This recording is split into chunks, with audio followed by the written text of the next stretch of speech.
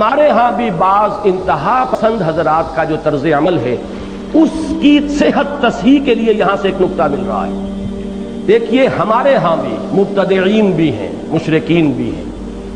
قبروں کو پوجنے والے بھی ہیں، طرح طرح کے عقیدے رکھنے والے ہیں اولیاء اللہ کے بارے میں، بدعتیں ایجاد کرنے والے ہیں۔ اس کے باوجود وہ امت سے علیحدہ نہیں ہوں گے، وہ امت محمد کا حصہ ہیں، یہ آپ کو ماننا پڑے گا۔ جیسے کہ حضرت مسیح کی امت میں شمار کیے گئے ہیں وہ لوگ، ان پر ایمان لانے والوں کے کھاتے میں درج ہوئے ہیں وہ لوگ، اگرچہ وہ مبتدعین تھے، اگرچہ انہوں نے بدترین شرک ایجاد کیا، انہوں نے خدا کا بیٹا قرار دے دیا، لیکن ماننے والے تھے مسیح علیہ السلام کے، لہذا وہ فَأَيَّدْنَا الَّذِينَ آمَنُوا عَلَىٰ عَدُوِّهِمْ میں الَّذِينَ آمَنُوا کے تحت درج ہوئے ہیں۔ اس کو میں پہلے ایک اور دلیل سے بھی بیان کرتا رہا ہوں، ہمارے ہاں ہیں بعض حضرات، وہ جماعت المسلمین بھی ہے اور ڈاکٹر عثمانی صاحب کی حزب اللہ، ان کے کزن کی حزب اللہ، یہ کچھ گروہ ہیں ہمارے ہاں، اور اہل حدیث میں بھی جن حضرات کو کچھ زیادہ جو ہے وہ توحید کے بارے میں ان کی حمیت جو ہے وہ زیادہ بیدار ہو جاتی ہے، پھر شدت پیدا ہو جاتی ہے، تو وہ کہتے ہیں یہ مشرکین ہیں لہذا انہیں کافر قرار دو، اور کافر ہے تو گویا کہ مرتد ہیں، یا یہ کہ کم سے کم ان کے پیچھے نماز نہیں ہوتی اس لیے کہ کافر ہیں، یہ مشرک ہیں، یہ کرتے ہیں، یہ مسجد میں لکھا ہوا یا محمد، اب اس مسجد میں ہماری نماز کیسے ہو جائے گی؟ ان سب کے ضمن میں میں عرض کرتا رہا ہوں کہ دیکھیے ایک چیز جو شریعت محمد کی صلی اللہ علیہ وسلم متفق علیہ ہے وہ کیا ہے؟ قرآن نے ہمیشہ ہمیش کے لیے اور حضور صلی اللہ علیہ وسلم نے ہمیشہ ہمیش کے لیے کفار کی دو کیٹیگریز بنا دی ہیں، ایک کفار مشرکین میں سے، ایک کفار اہل کتاب میں سے،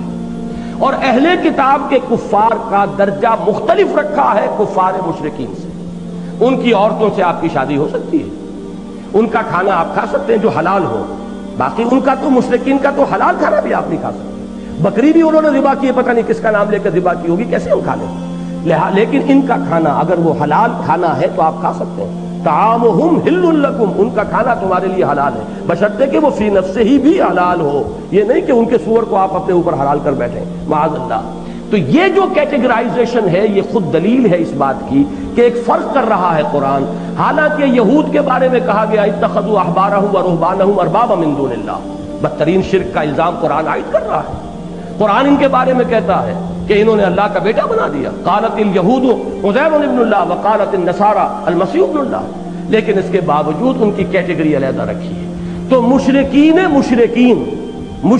اہل کتاب اور مشرکین امت محمد صلی اللہ علیہ وسلم، یہ تین کیٹیگریز ہوں گی۔ ہمارے ہاں بھی مشرک ہیں، مبتدعین ہیں، امت محمد میں شامل رہیں گے، مسلمان ہونے کی حیثیت سے ان کے لیگل حقوق برقرار رہیں گے جب تک کہ کفر بواہ نہ ہو جائے، جب تک کہ کہیں آپ تکفیر نہ کر سکے ان کی۔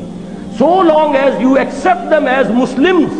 ان کے سارے قانونی دستوری حقوق، سماجی حقوق برقرار رہیں گے، اور مسلمان کے پیچھے آپ کو نماز پڑھنی ہے، وہ فاسق ہو یا فاجر ہو، کوئی بھی ہو، بر و فاجر نماز پڑھنی ہے۔ یہ ہے اصل میں ایک اہم بات کہ اصل میں ایمان کا دار و مدار ایمان بالرسالت پر ہے۔ یہ میں حقیقت ایمان کے ضمن میں بھی عرض کیا کرتا ہوں کہ ایمان کی جڑ ہے ایمان باللہ، عملی اعتبار سے اہم ترین ایمان ہے ایمان بالآخرہ، لیکن قانونی اور دستوری اعتبار سے اہم ترین ایمان ہے ایمان بالرسالت۔ امت بنتی ہے رسالت کی بنیاد پر، لہذا چاہے مبتدعین ہوں، چاہے مشرکانہ اوہام میں مبتلا لوگ ہوں، چاہے عملی اعتبار سے فساق و فجار ہوں، جو محمد کو ماننے والے ہیں، الا یہ کہ کوئی ایسی بات کریں جیسے قادیانیوں نے کی ہے کہ ایک نئی نبوت ہی کا اقرار کر لیا، ان کی تکفیر پر امت متحد ہو گئی۔ جب تک اس ایکسٹریم کو کوئی معاملہ نہیں جاتا، آپ کو اختلاف ہو، آپ ان کو فہمائش بھی کیجئے، تبلیغ بھی کیجئے، صحیح بات انہیں سمجھانے کی کوشش کیجئے، اس میں مار کھانی پڑے تو مار بھی کھائیے، لیکن کافر قرار نہیں دے رہے تو وہ امت محمد کا جز شمار ہوں گے، اپنے فسق یا فجور کی وجہ سے یا اپنے کچھ عقیدوں کی خرابی کی وجہ سے وہ خارج نہیں ہو جائیں گے۔ اس لیے اس کی دوسری دلیل ہمیں یہاں سے مل گئی، تاریخی واقعات اور قرآن کے بیان کو جب آپ جوڑیں گے اس کا منطقی نتیجہ یہ ہے کہ فآمنت طائفۃ من بنی اسرائیل وکفرت طائفہ، بنی اسرائیل میں سے کچھ لوگ ایمان لے آئے اور ایک گروہ نے کفر کیا، بنی اسرائیل میں سے جنہوں نے کفر کیا، فَأَيَّدْنَا الَّذِينَ آمَنُوا عَلَىٰ عَدُوِّهِمْ، تو ہم نے تائید کی، نصرت فرمائی، مدد کی ان کی جو ایمان لائے تھے ان کے دشمنوں کے خلاف، فَأَصْبَحُوا